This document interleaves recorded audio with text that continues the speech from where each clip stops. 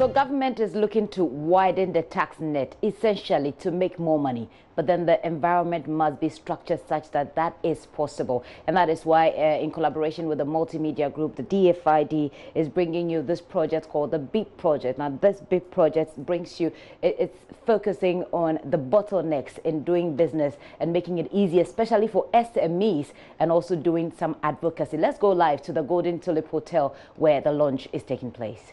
At the Golden Tulip Hotel in Accra. Over the years, Ghana has made strides in improving the environment within which the engine of the economy works. And that engine is often referred to as the private sector. For that to happen, there has to be an efficient public sector. And that collaboration would leverage and deliver the right yields as we hope. The Department for International Development in 2015 selected 4 specific institutions to work with and institute a number of reforms to help us achieve these very goals. A number of years down the line, it's time for us to look back at what has been achieved and bridge any gaps that may exist. Today, we're launching the accountability and advocacy part of the process. I'd like to call on the CEO of the Private Enterprises Federation, Nana Osei-Bonsu, to kick us off with a welcome address. Let's welcome him.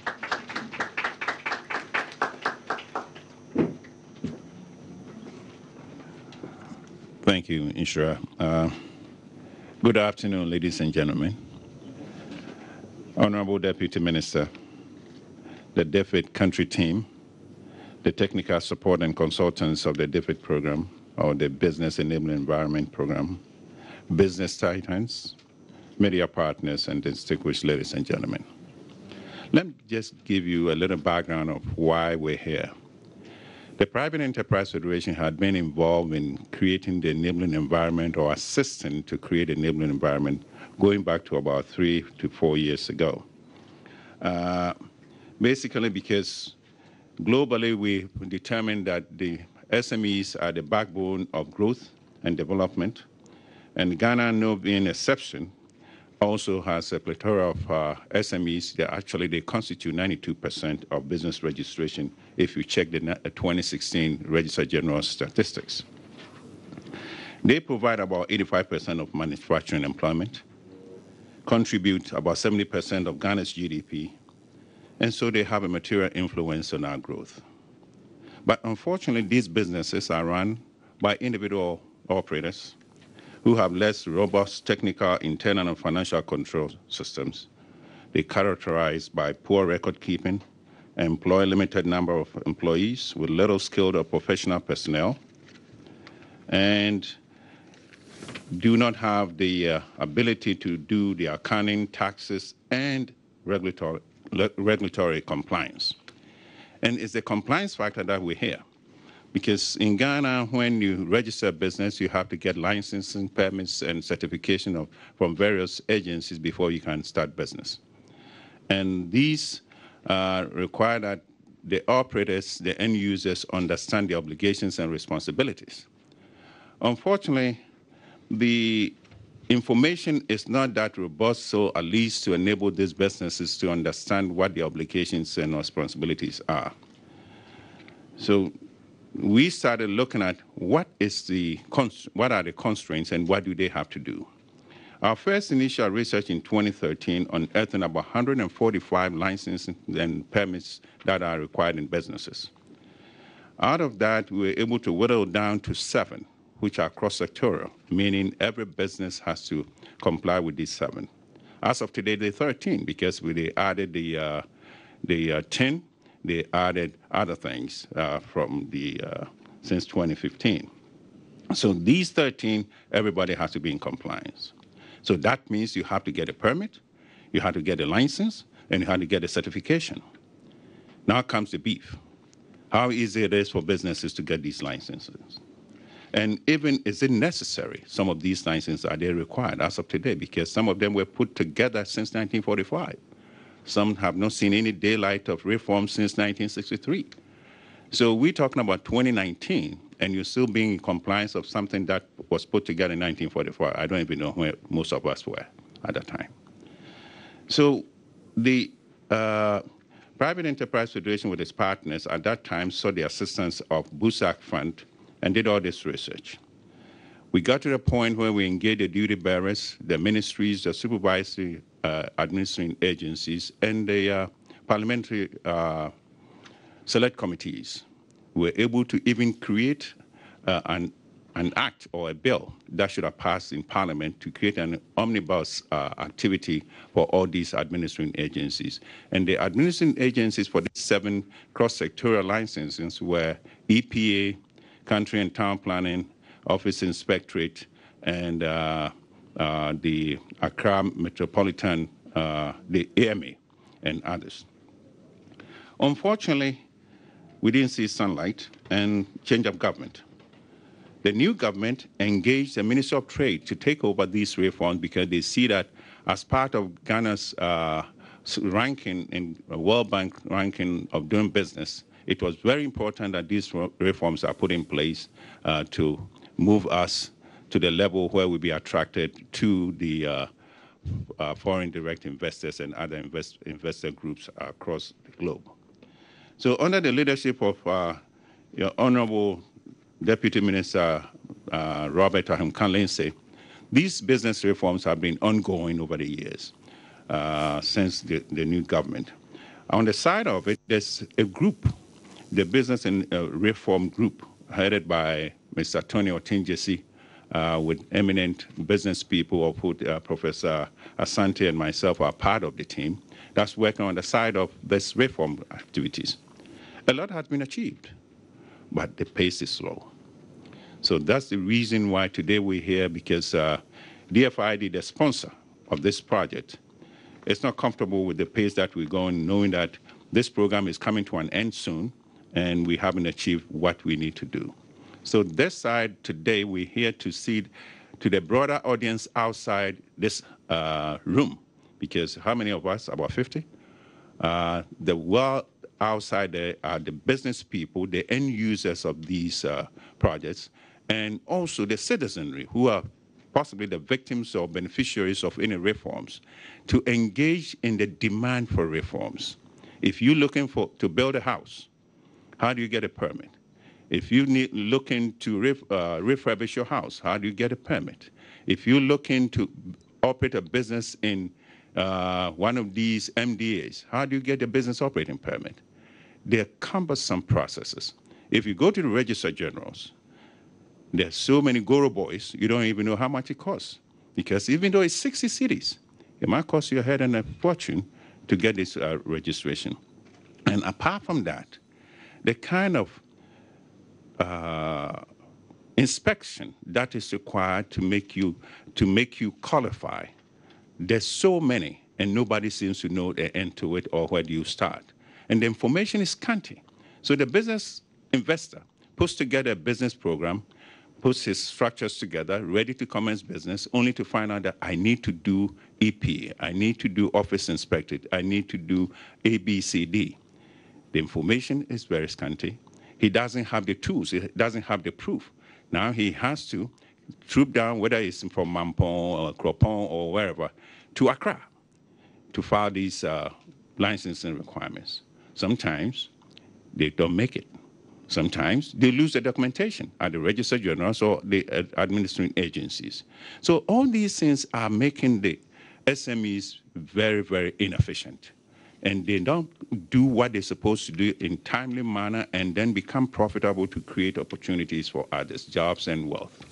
So today we're engaging the public sector, the greater partners out there, to see how do we engage you together with the Private Enterprise Federation, the Ministry of Trade and Industries, the business group that is taking care of the reform, to push and demand. This is a point that we want to emphasize. Demand that there are reforms in these administrative agencies so they perform. We all know sometimes when you're looking for express action, they ask you to put weights on them. I don't know what a weight is, paper weight or what, lightweight or what. But these things occur. And it's not something that is pleasant.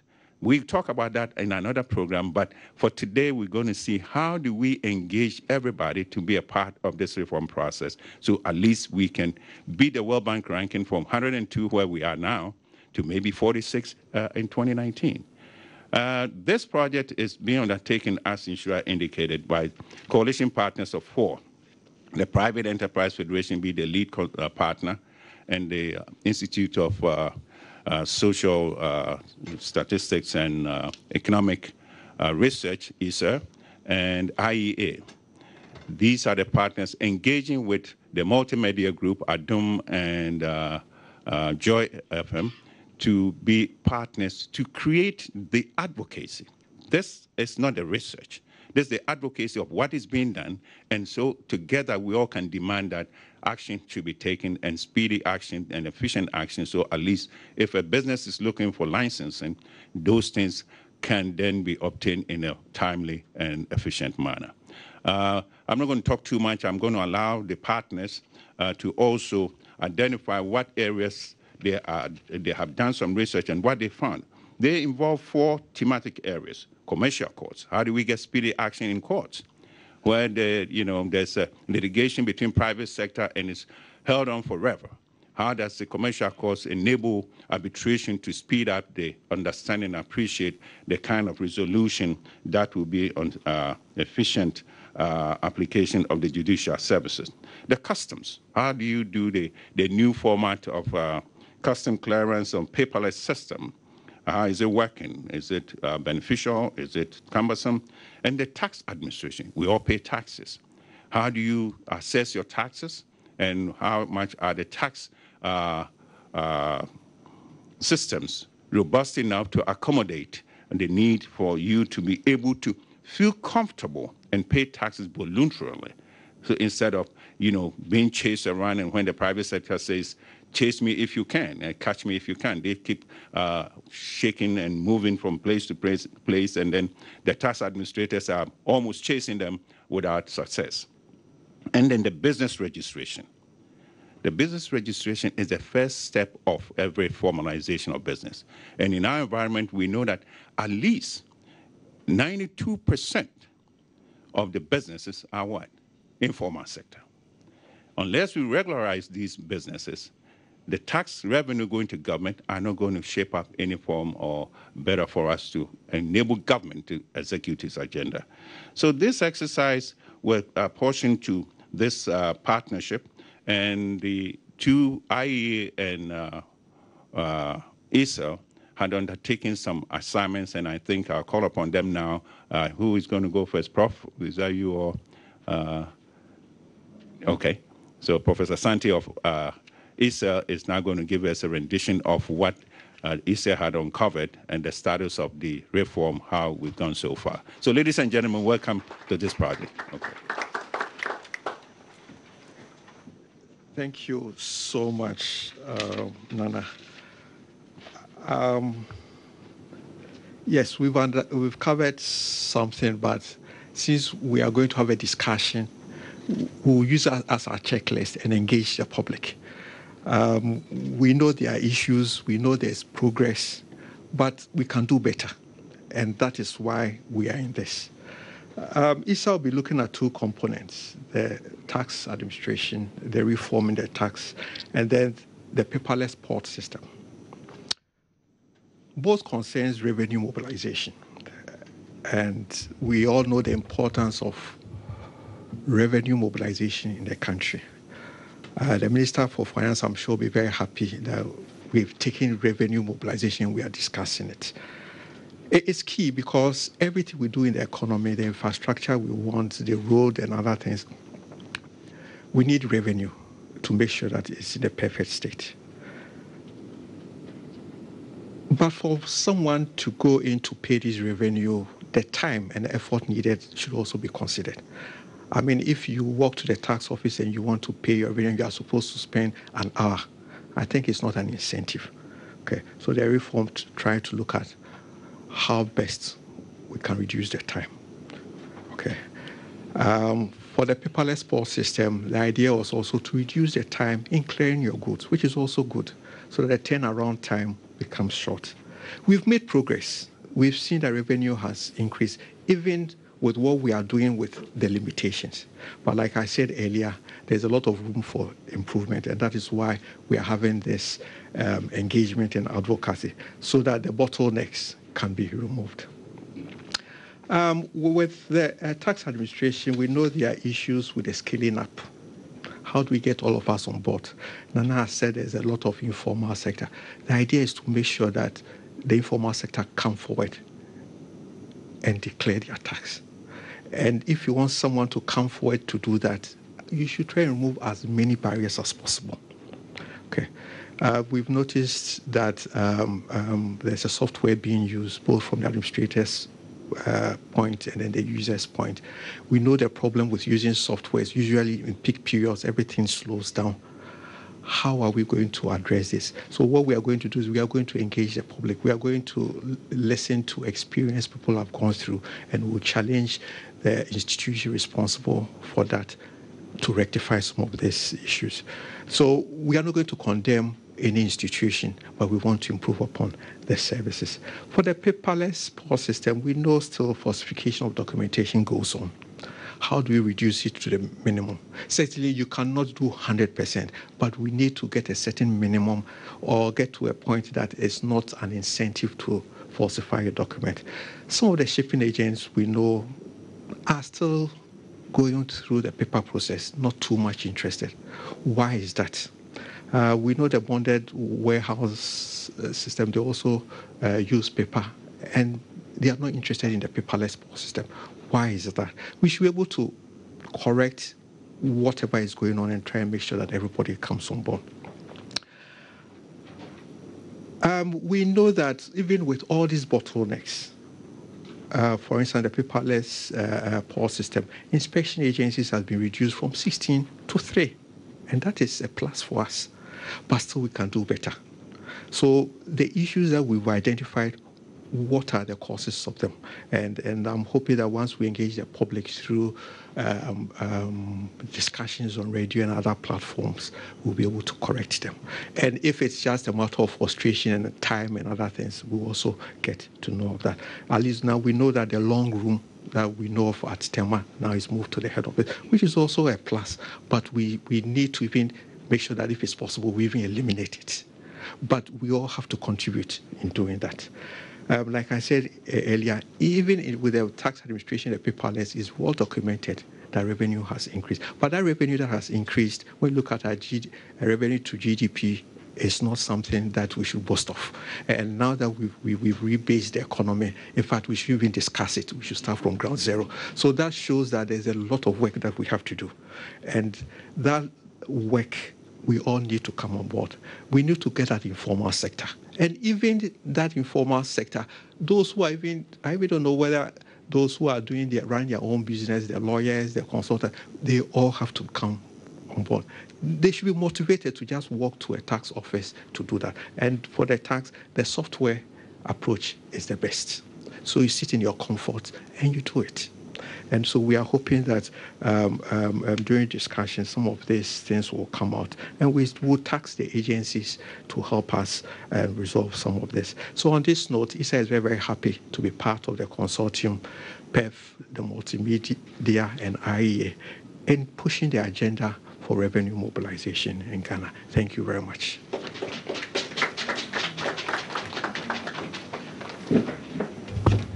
Thank you very much, Professor Santi. Let's welcome Professor Eric Osei-Sibe, the Senior Research Fellow at IEA, to give us their presentation.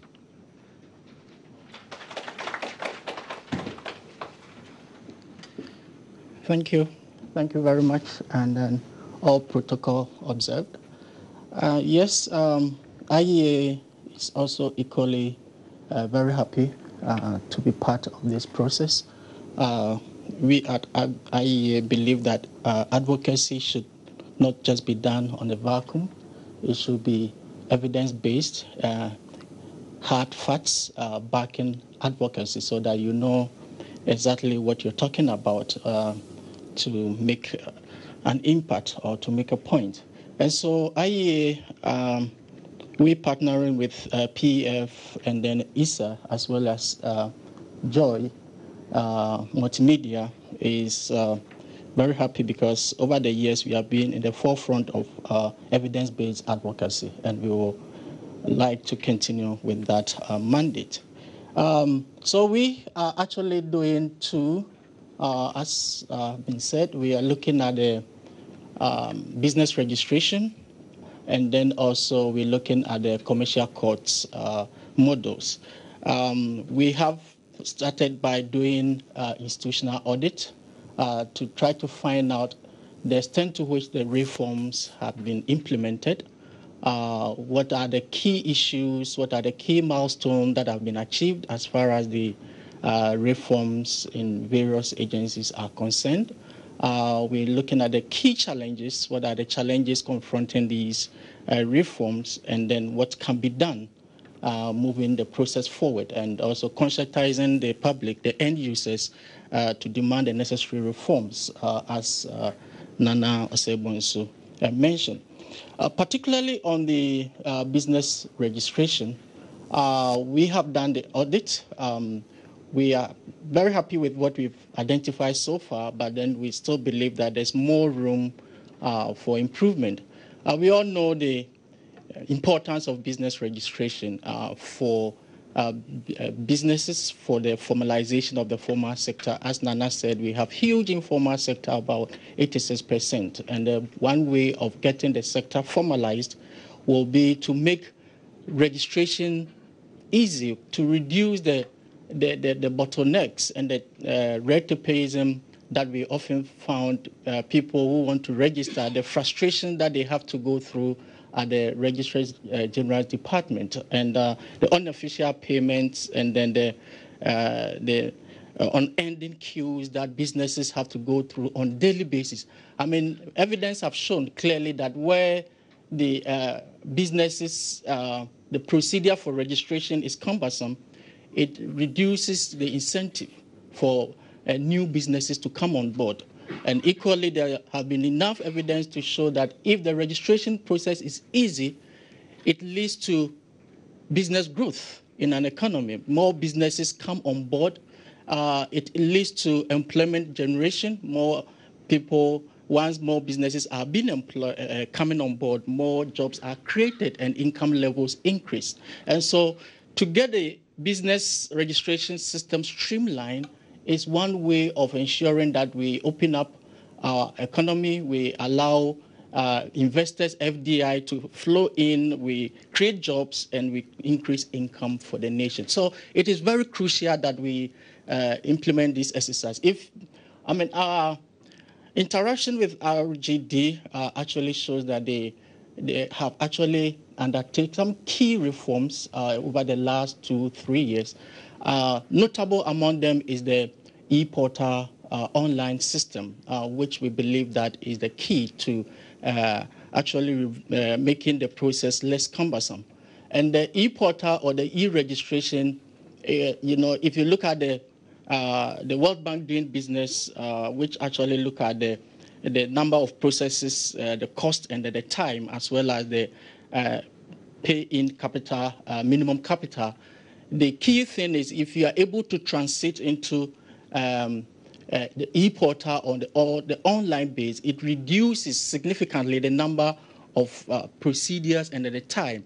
So this was a good idea, started around 2015, although before there had been several attempts to roll out an online portal, but all of this wasn't successful. So in 2015, the RGD launched an e-portal which was called the e-registrar from 2015, but then it has very limited function. For example, it couldn't do the e-signing, e-signature. It couldn't do the simultaneously issue the business the commencement and then the corporation certificates and a host of others until 2017, when the new government took over and decided to relaunch the business e-portal system to try to incorporate some of these limitations to make sure that we fully transit onto the online platform, which means that the online platform become one-stop shop where businesses can remotely register their business without necessarily going to the premises. And if it becomes fully functional per the ease of doing business, it is actually seen as half a day exercise, which can significantly improve on our ease of doing business. So we looked at it and to find out the extent to which this lofty idea is actually working, whether we have fully functional e-platform in place where businesses can actually sit anywhere and then register without going to the Registrar General's Department. We went to Registrar General Department and we found out that there were still so many people there, long queues, and with paperwork moving up and down. So the question that we asked was, what is happening with the online system? And we had a good chat with the Registrar General, who was very on top, I would say, that very much on top of her business or of what she does. And she took us through. So it is true that these reforms are actually ongoing, and to say that the system has actually led to some significant improvement, because as of now, we have about 30 to 40% of new registrants using the online system. However, although people use the online system, it has still not taken away the manual paper-based system, because you still use the online, you go to the system to register, but because the online system is not fully operational, for example, you will not be able to sign your signature, which is key for verification and authentication of your registration for legal purposes. And that is still not available. The certificate that is issued, they have moved a step forward where you can now print your certificate online without having to go to the premise. But this certificate does not also have a signature, although it is written on it, digitally signed, but there's no clear signature from the Registrar General, which means that it cannot be presented to banks and other institutions. I mean, although the banks have been told that that is authentic, many of the banks still turn away or refuse to accept that e-registration system. There's also another issue with the e-payments, which is good because now you can also do your payments without having to go to the halls to physically pay. The e-payment system is there. But as we also witnessed, the e-payment system has issues. You pay, but it takes so long a time for it to reflect. You know, the e-payment system is held by the GIPS, Ghana Interbank Payment and Settlement System. They actually host it. And it looks as if there's the synchronization with the system, the portal, is really not working well. And so these are the issues. Now, the other issue or the other reforms that is also very important that Nana mentioned is the integration of the various agencies so that we can have one-stop shop registration system. Significant progress have been made on that, where now we have 10, and then we have Social Security insurance all being on the premises. But then AMA, which issues the business operating permit, is still not there, and which means that after the registration process, one still have to trek to the AMA office or wherever your assembly is to try to get the business operating permit, and that could also be very frustrating. And so for many of them, they will get the certificate of incorporation all right, but they will never go to AMA to get a business operating permit. So you don't get the fully registered businesses because of the frustrations that businesses go through. So we are still doing work on the commercial courts side, and so at appropriate time, we also tell you a little bit about what we have found thus far. So with these few words, I'll say that we are very excited to be on board, and then we believe that together we can get the system well improved. Thank you.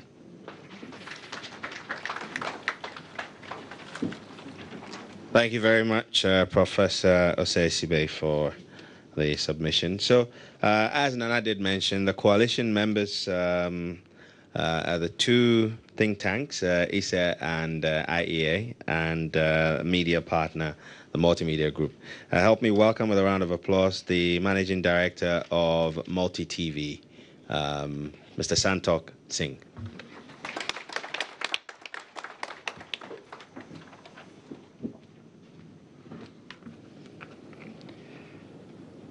Honorable Deputy Minister of Trade and Industry, Mr. Robert Ahumka Lindsay, Nana Osewonsu, CEO of PEF, teams from DFID, teams for reps, the profs from IEA and ISA, members of the media, distinguished ladies and gentlemen, good afternoon. I stand on all established protocols and bring you greetings from the Multimedia Group.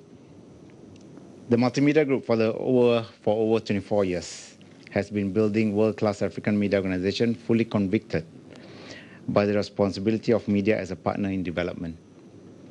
We take our role as the mirror and prism of society seriously and believe that our membership of this coalition will contribute to the reforms that will transform the business environment and impact our economic development.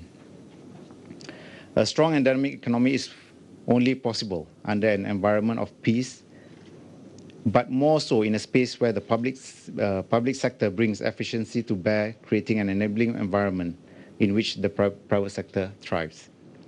We are indeed very excited with this partnership through our key platforms, our two TV platforms, which is JoyNews and Adum TV, as well as our two radio stations, Joy FM and Adum FM, as well as our online portal, My Joy Online. We will bring to the public well-crafted content through the research done by our partners to educate, enlighten, and empower the citizenry to push for accountability and reform. Thank you very much.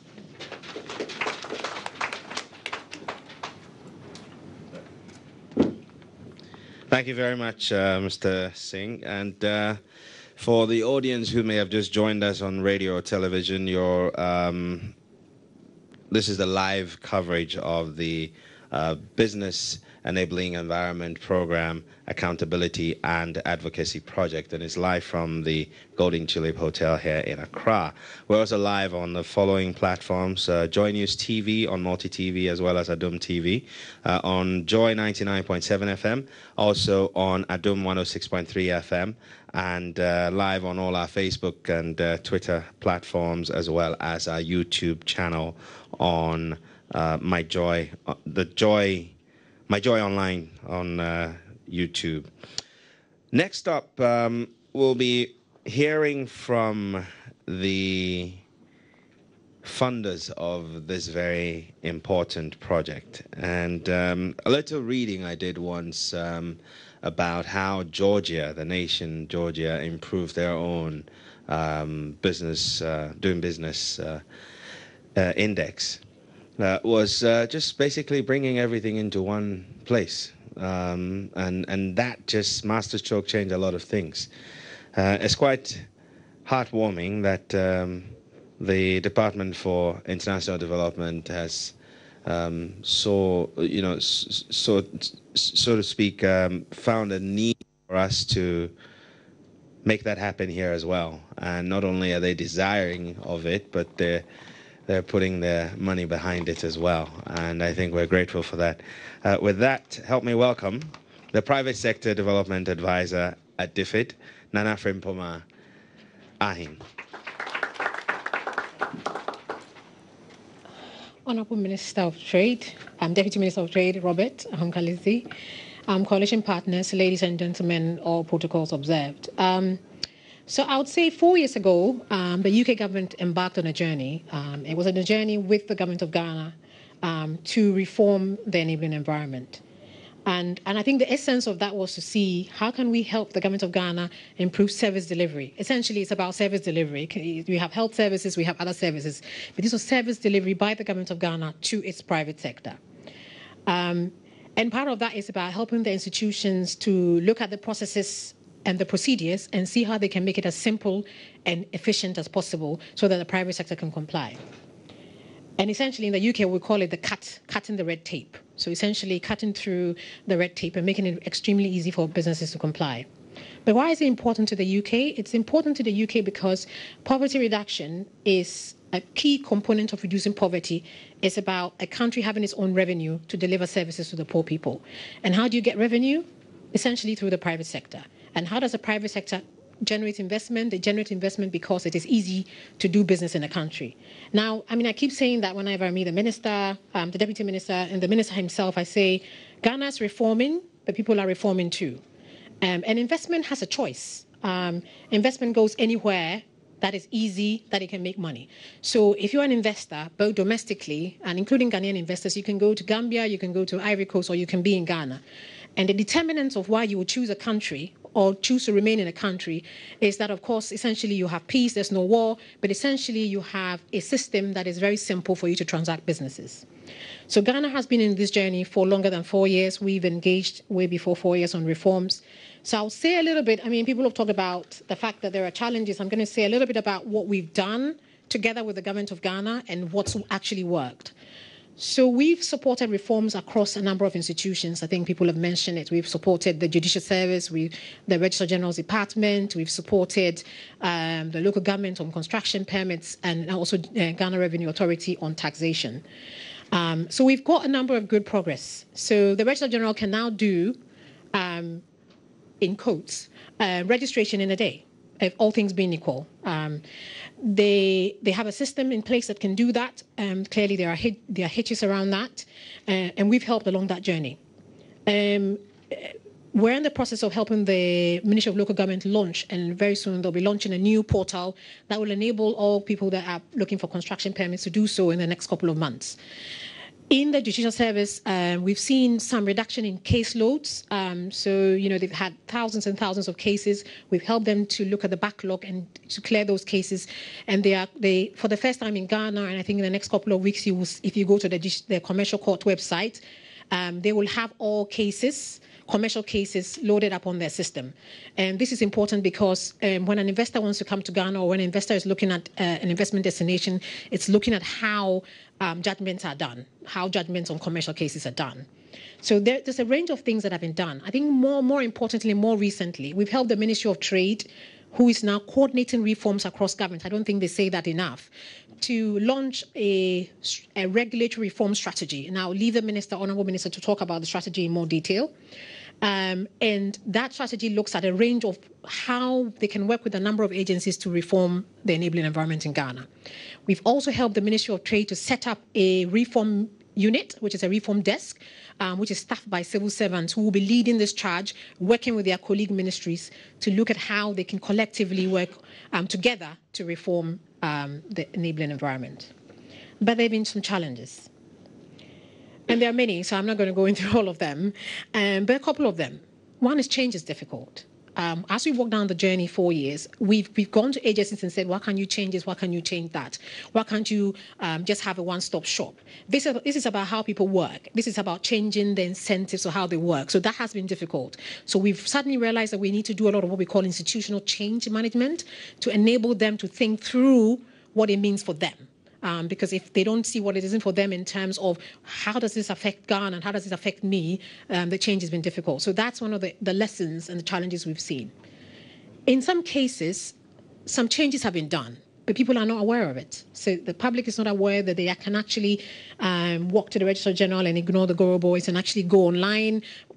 Yes, there are some challenges, but people are not aware. So that's why we talk about the accountability project, which I'll come to.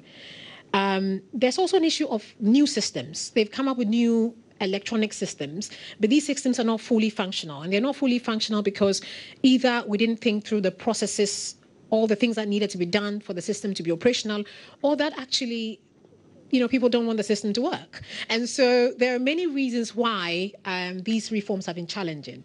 But I work for the British government. I to all intents and purposes, I represent the UK government, and therefore, if we think about Ghana and Ghana Beyond Aid, it is for Ghanaians and by Ghanaians to demand for these reforms. So last year we sat down together as a team and we thought, you know, who is the audience? Whose interest is it to change these reforms? And we decided to work with ISA, the coalition partners, Multimedia, PEF, and others to say, okay, you own the reform. It's your reform. It's your country. So how do you intend to push the duty bearers? Because we can push to a certain extent, but actually, essentially, if everybody comes together, including the public, to say, we want this done, it will be done. Because you're a body of people who elect, ministers and so on and so forth. So we came together with the coalition partners. We agreed with them a number of areas which they could look at, which they've talked about already. And we're very pleased that they're beginning to embark on this journey. But in short, I wanted to say that the UK stands ready to support Ghana in its economic development. We think that economic development is not just only good for Ghana, it's good for the UK, because then we can demonstrate to the UK taxpayer that actually the aid that has been delivered has been effective. And we always say in the office that a good aid official is an official who does himself out of a job. So essentially, in the next year or two, if Ghana is everything is perfect, then I don't have a job. So essentially, we're here today, and we're very excited about this partnership. And we know that it's going to be challenging because there's some. On one hand, we're supporting the government of Ghana. I work very closely with the Honourable Minister. On the other hand, I'm actually working with accountability. So advocacy, meeting government, we will step out with that a little bit. But we hope that you will have honest and frank debate about the challenges that confront Ghana. And I mean that, honest and frank debate. And that's the only way you can change Ghana. And to leave you with the last remark, other countries are reforming, and they're reforming much faster. So Ghana is doing well, but we need to do much better. So thank you very much for listening, and good luck.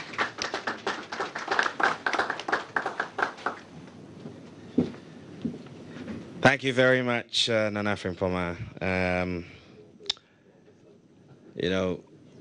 When you're the private sector development advisor at DFID, you are British, technically. So you can be called Nana Frimpoma, but say, Ghana is developing, you own it, and get it done. But very instructive and poignant. Thanks very much. We're going to move on quickly to the launch of the advocacy program. And just to give you a bit of a heads up, in our brainstorming, we realized that it would be pretty difficult for the full meaning of beep to resonate with a varied audience. And so the team worked very hard and came up with a name, both in English and in Akan. And you'll be seeing that unveiled in a little while. But help me welcome the Deputy Minister of Trade and Industry, Mr. Robert Ahunka-Lindsay.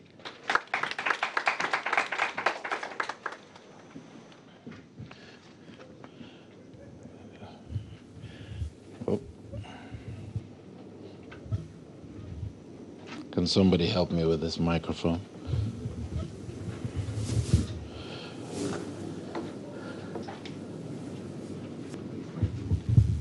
Just a little further up.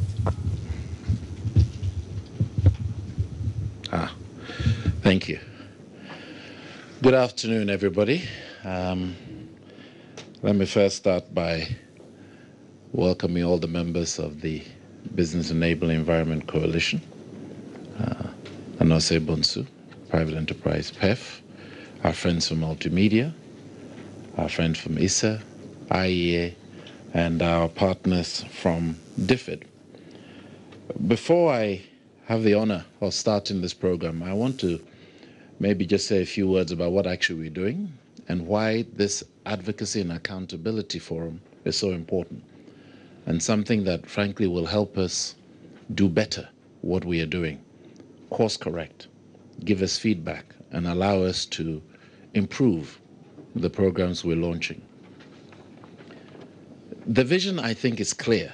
The vision is that, as our President, His Excellency Nana Akufo-Addo, has stated, is that he wants Ghana to be the most business-friendly environment in Africa. So that vision is very clear. We're not planning to be in the second division of Africa. We're not planning to be the third or fourth, for those of you that support some of these football teams that are third or fourth. Our intention is to be the most business, the best. So to do that, it requires us to do the best and to run faster than the others, as Nana was saying, and understand that we live in a globally competitive environment. But we're also clear on one thing. We've been down this journey before. We were much higher. I remember when I was in the GIPC, going through a very similar program, and Ghana was in the upper echelon. We are 2 years in a row with the top 10, one of the top 10 best, most reforming countries in the world.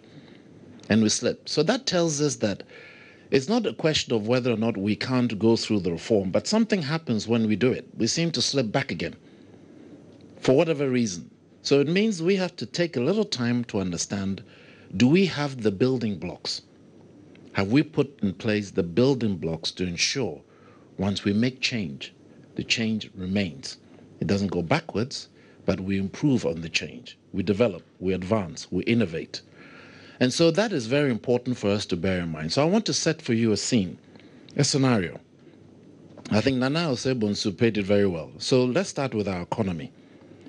86% of our businesses are not measured. 86%. So they're there. We know they're there. We can see them. You and I engage with them every day of the week. But in the statistics, it's a rounding. It's an estimate. So that's the first point. Of the ones that do actually go and register, about 90+% of them are MSMEs, micro and small businesses, which account for over 80% of our formalized manufacturing employment and 70% of our GDP. Now, if I was in any business, if I look at the Multimedia group, if you are not measuring and managing 70% of your revenue or your partners very well, you cannot manage your business. So it tells us that we need to look very carefully at our building blocks. And that is why within the Ministry of Trade and Industry, led by my minister, Honorable Alan Shrimateng, he put together a team, he asked me to lead that team, which looked at ensuring that the building blocks were put in place. Now, it's not done just by Moti, because that is not realistic. It's cross-sectorial, because business is not just rest in the home of Ministry of Trade and Industry. So let me talk about some of the building blocks that may not necessarily gel with people's minds, but are important. So how many of us in this room? About 50 people. Is it possible for us to uniquely identify everybody in this room? Currently. Outside the Ghana card, no. How do you set up any system of monitoring if you can hold 5 different IDs that may have different base? So it's important for us to start with it may sound very simple, but that's the reality. That's why the Ghana card, the National Identification System, is critical. Now let me draw you a little line for that, for instance, the business registration. If I know where you are, where you live, and who you are, there are assumptions I can make when I'm registering your business that I don't have to double check because somebody else has done it. But if I have to check every single step of the way, I'm basically doing the work of every other agency instead of doing what I should be doing, which is just registering and giving you a unique number to run your business. But I have to check you are who you are. Do you live where you live? I can't even find you. So the digital national ID system is important. I'm talking about the building blocks now. I'm painting a scenario and why maybe in the past we've done these things and slipped right back again. The other important thing is our proverbial Ghanaian direction, how to get to somebody's house. Can we find ourselves? Do we know where we live? So going past the Kenke Cellar, the second on the left, the place where they make the best mutuo in East Legon, because I have a particular passion for that, is an important factor. But the digital address system becomes, again, very, very important. These are basic stumbling blocks you must have if you're going to have any system that allows you to regulate and use efficiency. In the absence of those things, you can't have efficiency because everybody does everybody else's job for them. And where they, instead of taking account that you are who you are, we know where you are, and that's all I need, so let me just do my job of just giving you registration or pay your taxes in terms of where you are. So that becomes another important factor. Another building block is the albatross that we've all lived with all our life, which is land registration. It is an albatross. Let's call it for what it is. The digitization, I don't know how many leaps we've had. I think we're on the third or fourth reiteration of LAP, sorry, not LEAP. That's the education. How many iterations we have of the LAP system? But that is why the digitization process of that also becomes important, because if you cannot tell where you are, the first things your business talk about is access to finance. And if the banks can't tell who you are, if you own it or not, then how are they ever going to give you money? So these are specific building blocks. So we can sit there and say access to finance is a challenge. But if we can't tell people where they live and who they are, then how do you expect those things to happen? So those building blocks are very, very important. I want to add one more to it, which is modernization of digital banking. The ability to be able to pay across all platforms, including our phone. These may seem very simple things, but they form the backbone of systems that we have to do. So I've painted a scenario. We have a large section of our economy, 70% of it, which are an MS. I didn't say even medium is a stretch, but it's basically micro and small. And then I'll say, would I be right in saying that? It's basically micro and small. And they're not, so we are creating a policy to touch them when we don't have a means to touch them. I don't know if I'm explaining myself. We're creating a whole policy to help them, but the way to touch them is not there because they're not connected into a system that we can easily work with. So again, another building block that we had to engage, which is we've launched recently a micro and small medium scale enterprise policy. One of the most first stars in that policy is to define what is an MSME. Now that may seem like, again, a very simple process, but that's important. We define what is an informal business.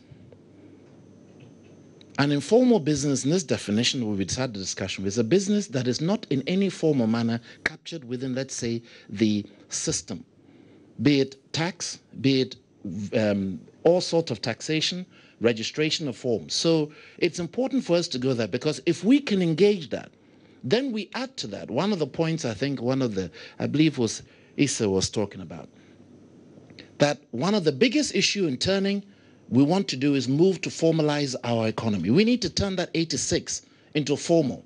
But if the formalization process is in itself scary, because the day you become formal, you get visits from 16 different agencies of government, then nobody's ever going to become formal. But when you have a policy, you can have a graduation process of the formalization of businesses. So it becomes important for us to realize that these building blocks are critical to ensure that when we this time go through the programs and reforms, we don't come back a decade later and find ourselves back where we started and trying to climb up again, because that just doesn't work for me. When that happens, you change the football manager. And I guess that's what happened. Because that's the nature of what we have to do. So I've tried to paint, and that is why this is so important, this role. Because the advocacy and accountability is important, because then we can bring all those agencies we're working with to start talking about what they're doing. Get feedback, and I'm glad to hear it's not just in English. We're also going to do Chi. I have challenge in Ga and some of the other ones, but I will try my best to be communicated in all the different languages we can. So having said some of those building blocks, let me talk about what it is that also we've been doing over the past 2 years. The building blocks were important, and without those, we can't do the other. If we cannot know exactly with the Ghana card, everybody and where, by the way, the Ghana card includes a number of things. For instance, tax identification number. TIN is a bane in most people's rear because it becomes so important in the sense that everybody needs it now, but the generation becomes a challenge. But if I know who you are as a person, then I can easily, because I've got your 10 digits and iris, you have a unique number. Nobody can replicate these 10 digits and an iris. So even in the business registration process, if I know that the Ghana card is there, because that card already has a TIN embedded in it, then can you imagine what that happens to business registration? The formality is in a couple of hours, because that's what it should be, not even in half a day or a day in terms of where it is. So we have put to place a policy that covers 7 key areas. And it's 7 because no one is going to address the issues. The world is not that simple. No one particular survey is going to capture in it everything that reports or that is important for our country. So first thing we are doing, the first bucket of that reform looks at ensuring that in the various different rankings, depending what we want to do, we are represented appropriately. So the World Bank doing business is one of them, but it's not the only one. There's a Global Competitiveness Index we're very interested in. We have West African Competitive Index we're very interested in. We're interested in how much FDI comes in the country. As you were so happy to hear, I'm sure that last year we were the largest FDI in West Africa. I repeat, in West Africa. I will leave it there. There are various areas, should we call, outward-looking reports that we want to ensure we are represented at the right place. World Bank is one of them because it's limited in terms of what it measures. And we will work on that. But there are others, and that's one of 7. And that means we have to do various things. So we set up 12 subcommittees made up of an average of 15 to 20 different agencies of government looking at things like business registration. We mapped out the process. We benchmarked it.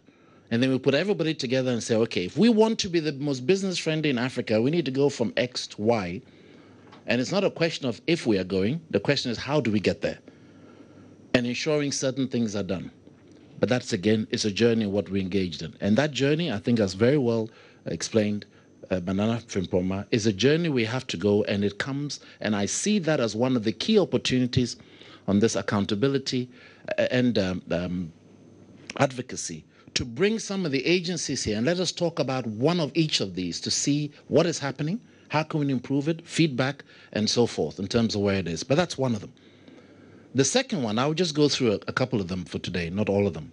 The second one is we're going to register all of the business regulations we have in this country. We actually do not have one single depository of all the laws, all the letters that are written by ministers and deputies and people that then become law, that are not really law, but become practices.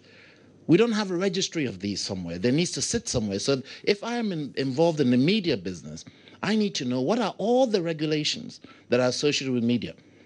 If I'm in the hospitality business, what are all the regulations associated with the hospitality industry? So we're clear.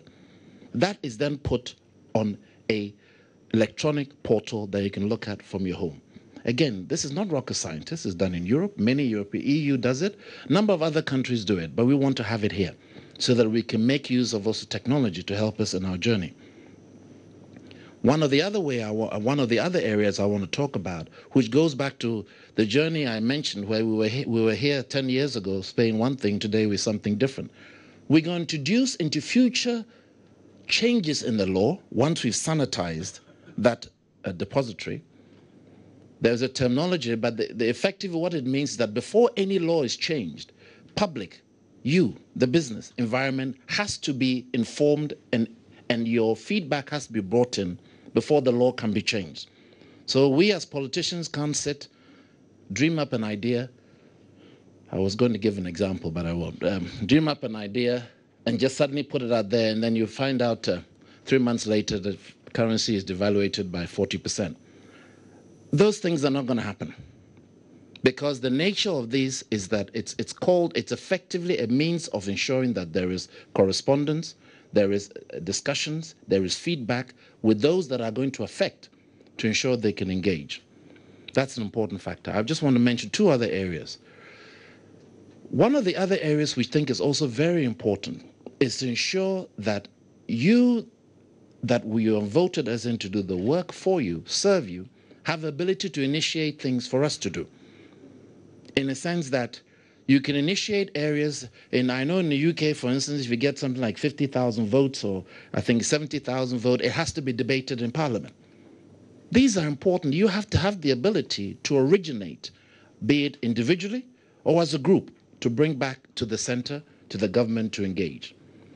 Another very important aspect is what we call the public-private dialogue. Now, this is important, and this is a very good example of that. It is not just we talk to each other once every 4 years when we go into election, but it's important that once we set out what it is we want to do as a government, we have the ability to formally follow that. So it starts with a presidential summit, sectoral-based, We'll get feedback, we'll set the policies, all those things we've talked about, the 1D, 1Fs, all the rest of it, we'll put in front of the private sector, all the agencies of government, free HSS, you name it what it is, we'll talk together and understand from a business perspective some KPIs, key performance indicators, both from you, the private sector, and us, government, so that as we go along this journey, we're going together. And that becomes an important addition to what we need to do. I was interested to hear about some of the linkages on the 4 that was chosen: commercial courts, customs, tax administration, business registration. You know, I want to give you a very small but very practical example. There is a company here that has invested over $80 million in this country. They're looking for another 300 acres to invest another $140 million. The 300 acres, which is next to where they are, suddenly they realize a group has come to say the land belongs to them. Now, this is a reality. I use this as an example because this is something we're dealing with right now as we speak. But this is a reality of what we engage with. But it also sends a message, and I think that's where I would like to end my discussions on. Because though we see some of those indicators showing that we are not where we want to be, we should also not underestimate what we have achieved. I think one of the most exciting prospects as I sit here and I look at, for instance, Nanose, Bunsu, and PEF. Yesterday, we all read this morning, we had a visit from Renault. Renault head came to see His Excellency the President. They are looking at putting a plant here, assembly plant. That means we could be 5, 6, 7 automobile assembly plants in Ghana. Now that to me says one thing: business opportunities. Why? Because we know 70 to 80% of all the inputs that goes into Volkswagen, Nissan, Sinotruk, and Renault is not made by Renault or Nissan or Sinotruk. It's made by SME businesses. So it tells me that the Ghanaian business men and women should be sitting up saying, hold on a minute, there's opportunities coming down the road. What can we do? What should we be talking to our government about? And I know this is something that PEF is very keen on, to engage. So while we may 114 the Global World Bank doing business, it's not the only measurement. The measurement is hard cash. That is why FDI last year we were the biggest. We need to balance out. We need to make sure we compare apples with apples. Make sure that when we do, and that is why we have 7 different multi-sectorial approach to this thing. No one jacket fits every one of us. Just not possible.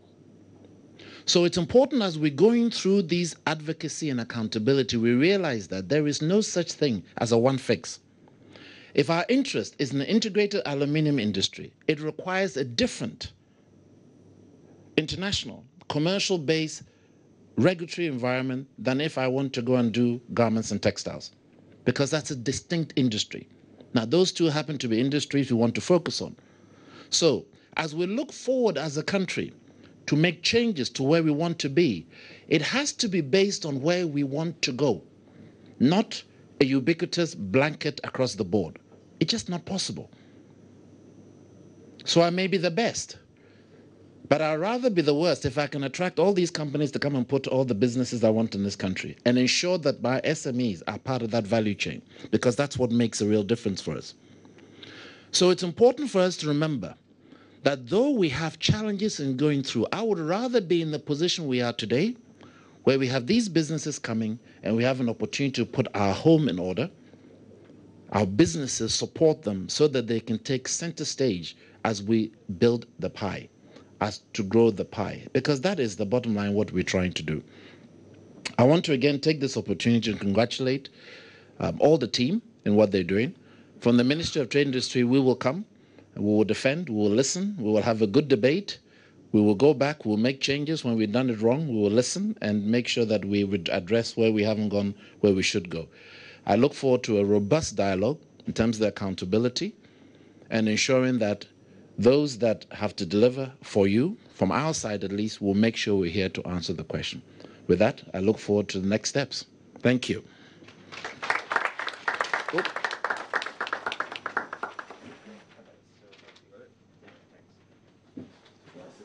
Yes, please.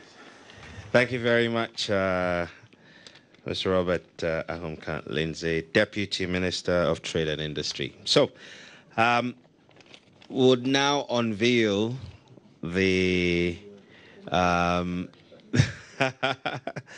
I'd like to call on Nana Frimpoma to join Nana Osei-Bonsu, who leads the coalition, and of course our special guest of honor, the Deputy Minister of Trade and Industry, to unveil, of course, Clara. Yes. So, this is it right there. So you can flip the cloth over it. Yes.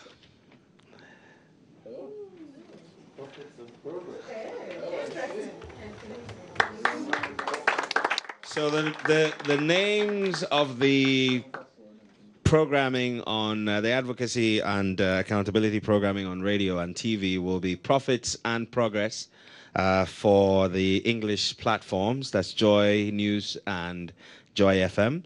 And on the Adom platforms, it will be Ejuma Home Faswa Nimpuntu. The essence is what the reforms are all about. That not only does business profit through the reforms, but that the nation profits as well. And we all make progress in the profit because revenue will be assured, infrastructure will be improved, everybody will live a happy life after that. So that's our hope, and that's what went into the design and the choice of the names. Thank you. You may please take your seats.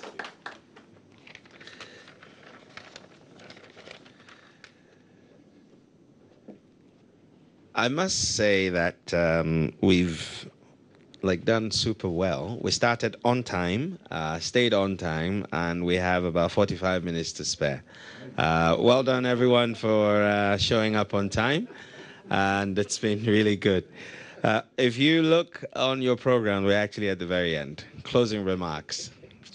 It is my singular privilege and honor to say a big thank you to the entire team, again to DFID for seeing the need to not only be desirous of seeing improvement, but rather putting some resource behind it to make it happen. And also for the coalition members, the guys from IEA, ISER, PEF, and of course the more than 26 men and women behind the execution team at Multimedia Group, and beyond that there's probably another 60 or so who are doing various technical work and stuff to make it possible.